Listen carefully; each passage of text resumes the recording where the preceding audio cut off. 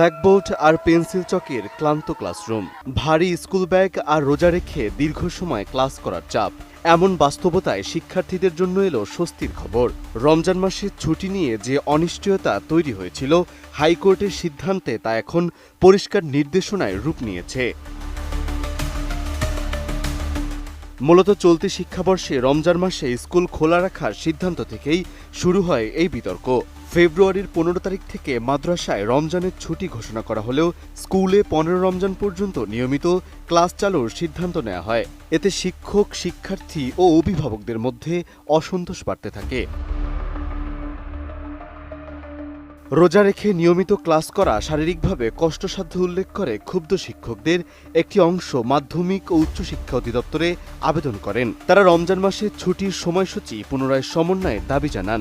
সেই আবেদন গুরুত্ব পেয়ে শিক্ষা মন্ত্রণালয়ে পাঠানো হয়। আমি বুঝি নির্মাণের শিল্প, সালাম স্টিল বোঝে ডিউরেবিলিটি। সালাম স্টিল, মোস্ট ডিউরেবল স্টিল। মাধ্যমিক ও উচ্চশিক্ষা অধিদপ্তরের পক্ষ থেকে জানানো হয়, অধিকাংশ মাধ্যমিক ও নিম্ন মাধ্যমিক শিক্ষার্থীরা রোজা পালন ও নিয়মিত নামাজ আদায় করেন। সেই বাস্তবতা বিবেচনায় নিয়ে সিদ্ধান্ত নেওয়া প্রয়োজন ছিল। অতীতেও রমজান মাসে শিক্ষা প্রতিষ্ঠানে ছুটির নজির ছিল বলে জানানো হয়।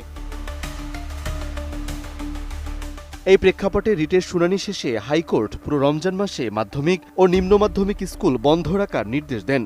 আদালতের নির্দেশ অনুযায়ী 8 মার্চের পরিবর্তে 18 ফেব্রুয়ারি থেকেই স্কুল বন্ধ থাকবে। রমজানের শুরু থেকে শিক্ষার্থীদের ছুটি নিশ্চিত করতেই এই আদেশ দেওয়া হয়েছে। এর আগে ত্রয়োদশ জাতীয় সংসদ নির্বাচন ও ধারাবাহিক ধর্মীয় ছুটির কারণে টানা 5 দিন শিক্ষা প্রতিষ্ঠান বন্ধ ছিল। নির্বাচন উপলক্ষে 11-12 ফেব্রুয়ারি এবং পরে সাপ্তাহিক ছুটি ও শিবরাত্রির ছুটিতে দীর্ঘ বিরতি পড়ে। সেই ধারাবাহিকতার মধ্যেই রমজানের ছুটির সিদ্ধান্তটি আসে। স্কুলের বার্ষিক ছুটির তালিকা অনুযায়ী চলতি বছরে শিক্ষা প্রতিষ্ঠানে মোট 64 দিন ছুটি নির্ধারিত ছিল। রমজান, ঈদ উল ফিতর, জুমাতুল বিদা ও স্বাধীনতা দিবস মিলিয়ে টানা 19 দিনের ছুটি থাকার কথা ছিল। তবে হাইকোর্টের নির্দেশে এই ছুটি মাধ্যমিক ও নিম্ন মাধ্যমিক পর্যায়ে আগেভাগেই শুরু হচ্ছে। দীর্ঘ এই বিরতির পর আগামী 29 মার্চ থেকে আবার শিক্ষা কার্যক্রম শুরু হওয়ার কথা রয়েছে। শিক্ষা প্রশাসন বলছে, আদালতের নির্দেশ বাস্তবায়নে প্রয়োজনীয় ব্যবস্থা নেওয়া হবে। শিক্ষার্থীদের স্বাস্থ্য ও ধর্মীয় বাস্তবতাকে গুরুত্ব দিয়ে পরবর্তী সিদ্ধান্ত কার্যকর করা হবে।